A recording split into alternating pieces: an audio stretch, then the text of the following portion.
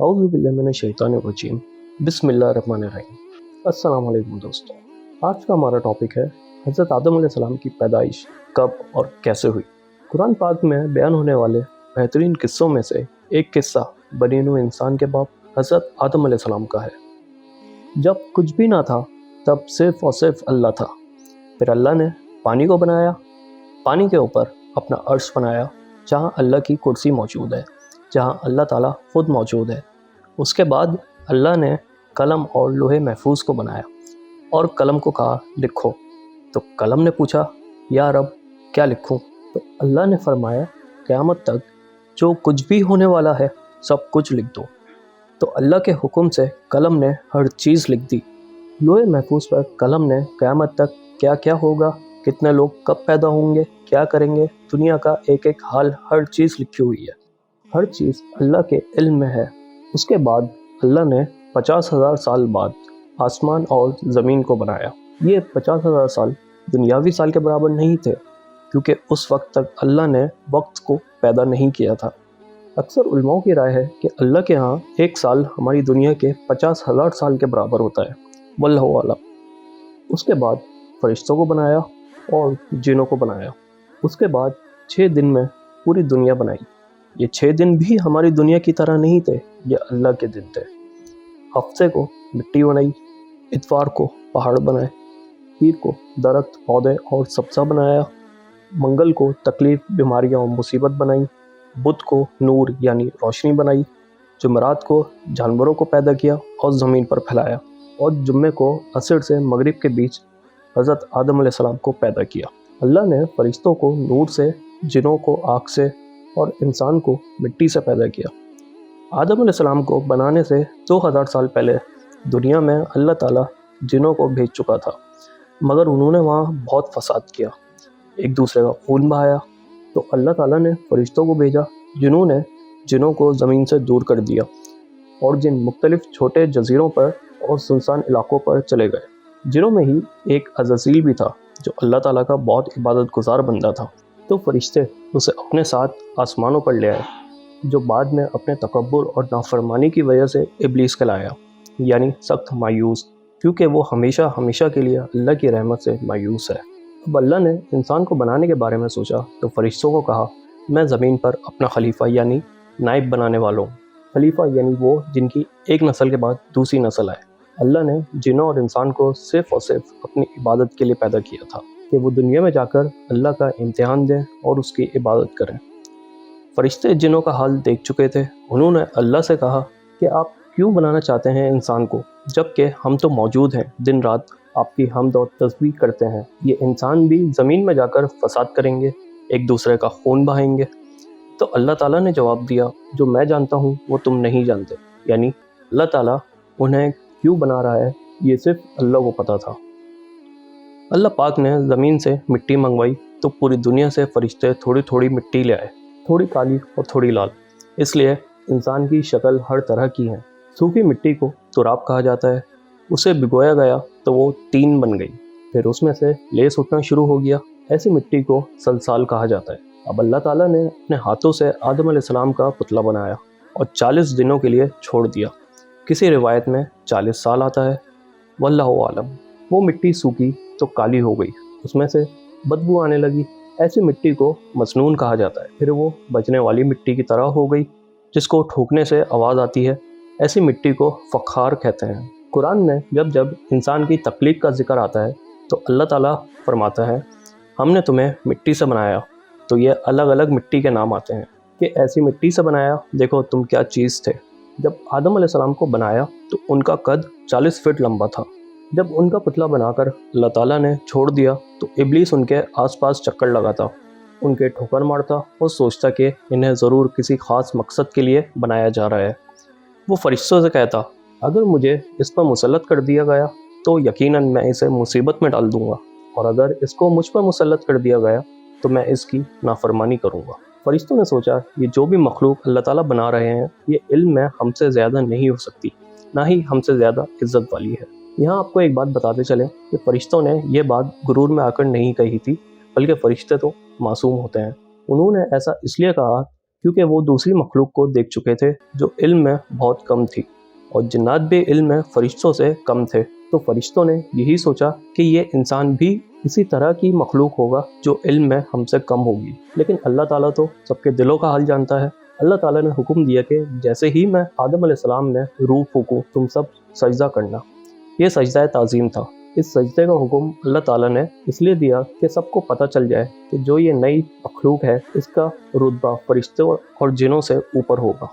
अल्लाह ताला ने रूह फूंकने से पहले ही आदम अलैहिस्सलाम को दुनिया का पूरा इल्म दे दिया, हर चीज़ का नाम बता दिया, जैसे ये दरख्त है, ये पहाड़, ये सितारे, ये परिंदे, किसका क्या इस्तेमाल है और किसको किस लिए इस्तेमाल किया जा सकता है, हर चीज़ का इल्म दे दिया। जैसे ही उनमें रूह फूंकी तो सारे फरिश्तों ने सजदा किया सिवाय इब्लीस के। उसने अल्लाह की नाफरमानी की और सजदा नहीं किया। जब रूह फूंकी तो रूह सबसे पहले सर में दाखिल हुई तो आदम अलैहिस्सलाम को छींक आई।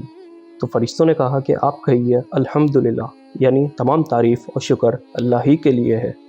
इस पर अल्लाह ताला ने फरमाया रहम कर रब्बुक, तुझ पर तेरा रब रहम फरमा। अब रूह आँखों में दाखिल हुई तो आदम अलैहिस्सलाम जन्नत के फल देखने लगे, चारों तरफ देखने लगे। जब रूह पेट में दाखिल हुई तो उन्हें भूख महसूस हुई। जब रूह पैरों में दाखिल हुई तो उन्होंने चलने की कोशिश की। उस पर अल्लाह ताला ने कुरान में फरमाया इंसान जल्दबाज है। फिर अल्लाह ताला ने उनकी पीठ पर हाथ फेरा तो क़यामत तक जितने भी इंसान पैदा होने वाले हैं सबकी रूहें निकल आईं। अल्लाह ने सबसे कहा कि क्या मैं तुम्हारा रब नहीं? सब ने कहा आप ही हमारे रब हैं। सब ने सिर्फ एक अल्लाह की इबादत का वादा किया। इसे वादा अलस्त कहा जाता है। अभी आलम अरवा में सबकी रूहें मौजूद हैं जो क़यामत तक पैदा होंगी। आदम अलैहिस्सलाम को पैदा करके उनसे कहा कि जाकर फरिश्तों को सलाम करो। उन्होंने फरिश्तों को अस्सलाम वालेकुम यानी सलामती हो आप पर कहा। इसके बदले में फरिश्तों ने कहा वालेकुम अस्सलाम वरहमतुल्लाहि यानी आप पर भी सलामती हो और अल्लाह की रहमत हो। इस पर अल्लाह ताला ने आदम अलैहिस्सलाम से कहा ये तुम्हारी औलाद को एक दूसरे के लिए तोहफ़ा और हदिया है। अब अल्लाह ने फरिश्तों के सामने दुनिया की कुछ चीज़ें पेश की और उनके नाम पूछे। फरिश्ते नहीं जानते थे। उन्होंने कहा ए अल्लाह, हमें इल्म नहीं, हमें तो सिर्फ उतना ही पता है जितना इल्म आपने हमें दिया। फिर उन्हीं चीज़ों के नाम आदम अलैहिस्सलाम से पूछे तो उन्होंने सबके नाम बता दिए। इस पर अल्लाह ताला ने फरमाया क्या मैंने नहीं कहा था कि मुझे ज़मीन और आसमान की हर चीज़ का इल्म है? जो तुम ज़ाहिर करते हो और जो छुपाते हो उसे भी जानता हूँ। अल्लाह ताला को पता था कि फरिश्ते आदम अलैहिस्सलाम के बारे में क्या सोच रहे थे। आदम अलैहिस्सलाम को जन्नत का लिबास पहनाया गया और जन्नत में रहने का हुक्म दिया गया। वो जन्नत में रहने लगे। इधर इब्लीस, जब अल्लाह ने सबको आदम अलैहिस्सलाम को सजदे का हुक्म दिया तो इब्लीस ने सजदा नहीं किया। इब्लीस एक नेक और बुजुर्ग जिन था। उसने कभी अल्लाह की नाफरमानी नहीं की थी। बहुत इबादत गुजार था, इसलिए बुलंद मर्तबा पाकर फरिश्तों में शामिल था। इसी बात का उसे गुरूर और तकब्बुर हो गया था और इसी गुरूर में अंधा होकर उसने अल्लाह के हुक्म को भी मानने से इनकार कर दिया। अल्लाह ताला ने उससे पूछा ए इब्लीस, तुझे किस चीज़ ने सजदा करने से रोका है? तो इब्लीस ने कहा मैं उससे बेहतर हूँ। तूने आदम को मिट्टी से पैदा किया और मुझे आग से। अल्लाह ताला ने कहा उतर जा यहाँ से, तुझे हक नहीं कि जन्नत में रहकर तकब्बुर कर। इब्लीस कहने लगा ए अल्लाह, मुझे क़यामत तक की मोहलत दे कि मैं ज़िंदा रहूँ। अल्लाह ने उसे एक मुकर्रर करदा वक्त तक की मोहलत दे दी। जब मोहलत मिल गई तो अपनी गलती मानने के बजाय अल्लाह ताला से कहने लगा कि तूने मुझे गुमराह किया, यानी अगर अल्लाह मुझे सजदे का हुक्म नहीं देता तो कुछ नहीं होता। कहने लगा मैं कसम खाता हूँ मैं आदम की औलाद को गुमराह करूँगा, फिर उनके आगे से, उनके पीछे से, उनके दाएं से, उनके बाएं से आऊँगा, उन्हें बहकाऊँगा। आप इनकी अक्सरियत को शुक्रगुजार नहीं पाएंगे। मैं इंसानों के गुनाहों को उनके लिए खूबसूरत बना दूँगा, सिवाय तेरे मुखलिस बंदों के, वो मेरे बहकावे में नहीं आएंगे। इस पर अल्लाह ताला ने कहा तू निकल जा यहाँ से। आदम की औलाद में से जो तेरा काम मानेगा और तेरे साथ चलेगा, मैं तुझे और उनको सबको जहन्नुम से भर दूँगा। जो गुमराह होंगे, तेरी पैरवी करेंगे, यानी तेरे कदमों पर चलेंगे, उनके वादे की जगह जहन्नुम होगी, लेकिन मेरे मुखलिस बंदों पर तेरा जोर नहीं चलेगा। अब अल्लाह ने उसे और ताकत देते हुए कहा तू जा, इनको अगर अपनी आवाज़ के ज़रिए बहका सकता है तो बहका ले। इन पर अपने सवार प्यादे चढ़ा ला, यानी हर तरह की फ़ौज लिया, इनके मालों और औलाद में शिरकत कर ले। तेरे रास्ते में ये पैसा खर्च करें, अपनी औलाद तेरे रास्ते पर लगाए। इनके बुरे अमाल बना सवर कर दिखा, गलत ख्वाहिशात इनके अंदर डाल दे, इन्हें दोबारा ज़िंदा ना होने के वादे दे। तेरे सारे वादे फरेब होंगे। اسے یہ طاقتیں دے کر نکال دیا گیا۔ ادھر آدم علیہ السلام کو اللہ تعالیٰ نے بہترین جنت کا لباس بنایا، جہاں چاہتے گھومتے، جو چاہتے کھاتے، لیکن وہ خود کو اکیلا محسوس کر رہے تھے۔ ایک دن وہ سو رہے تھے تو اللہ تعالیٰ نے ان کی دائیں پسلی سے حوا علیہ السلام کو پیدا کیا، جو کہ بہت زیادہ خوبصورت تھیں۔ جب سو کر اٹھے تو انہیں دیکھا تو پوچھا، تم کون ہو؟ انہوں نے کہا کہ اللہ نے مجھے آپ کے لیے پیدا کیا ہے تاکہ آپ مجھ سے سکون حاصل کر سکیں۔ وہ دونوں ایک ساتھ جنت میں رہنے لگے۔ اللہ تعالیٰ نے کہا، جہاں جانا ہے جاؤ، جو کھانا ہے کھاؤ۔ بس ایک درخت کا پھل کھانے سے منع کیا اور کہا، اگر وہ پھل کھا لیا تو ظالموں میں سے ہو جاؤ گے۔ ابلیس تم اور تمہاری بیوی کا دشمن ہے، کہیں ایسا نہ ہو کہ وہ تمہیں جنت سے نکلوا دے اور تم مصیبت میں پڑ جاؤ۔ ابلیس کو چین نہیں تھا، اس نے ان کے دلوں میں وسوسہ ڈالنا شروع کر دیا کہ اس پیڑ کے پھل کھا لو جس کے لیے اللہ نے انہیں منع کیا تھا کہ تم کھا لو گے تو ہمیشہ ہمیشہ کے لیے جنت میں رہ پاؤ گے فرشتوں کی طرح۔ ایک دن دونوں اس کے وسوسے میں آ گئے اور وہ پھل توڑ کر کھا لیا۔ جیسے ہی انہوں نے پھل کھایا تو سب سے پہلے ان کے کپڑے اتر گئے۔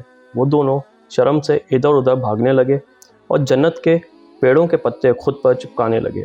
انہیں احساس ہو گیا تھا کہ ہم سے اللہ کی نافرمانی ہوئی ہے۔ اب اللہ تعالیٰ نے آواز دی، کیا میں نے تمہیں منع نہیں کیا تھا؟ کیا نہیں بتایا تھا کہ شیطان تمہارا کھلا دشمن ہے؟ آدم علیہ السلام بہت شرمندہ ہوئے۔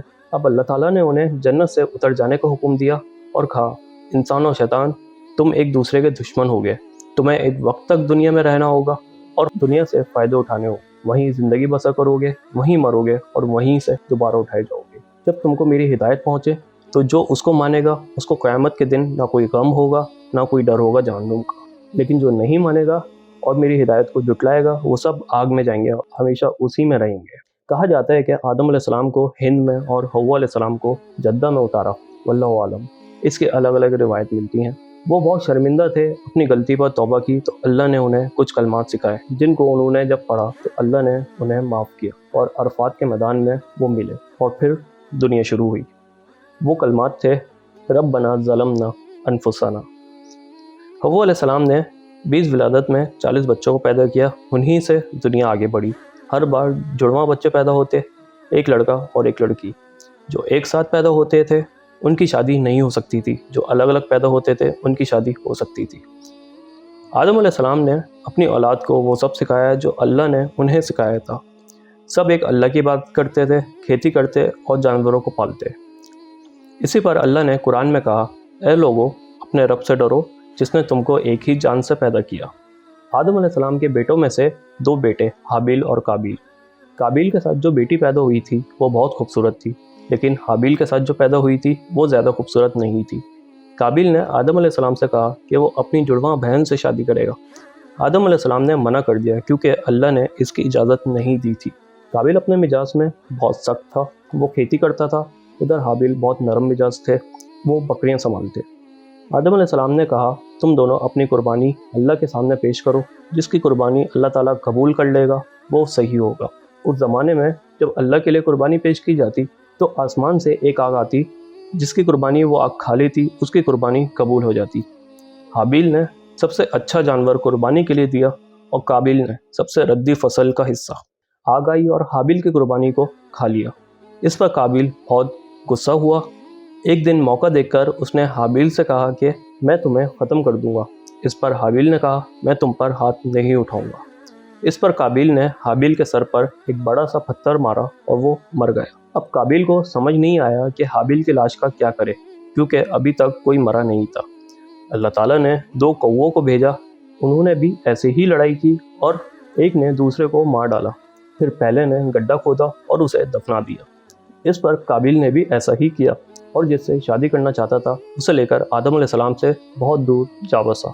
آدم علیہ السلام کے ساتھ جتنے لوگ تھے جو شیطان کے بہکاوے میں آتے گئے وہ قابیل سے ملتے گئے۔ آدم علیہ السلام کو جب حابیل کے قتل کے بارے میں پتہ چلا تو انہیں بہت تکلیف ہوئی۔